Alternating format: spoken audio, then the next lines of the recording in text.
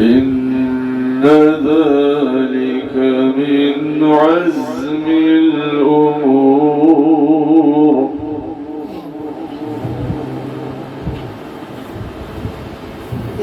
ولا تصعر خدك للناس ولا تمش في الأرض مرحا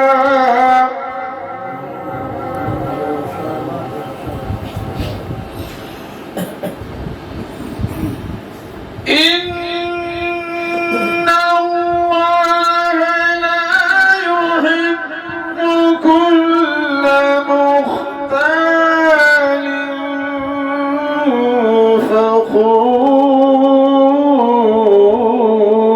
فخور واقصد في مشيك واغضض من صوتك إن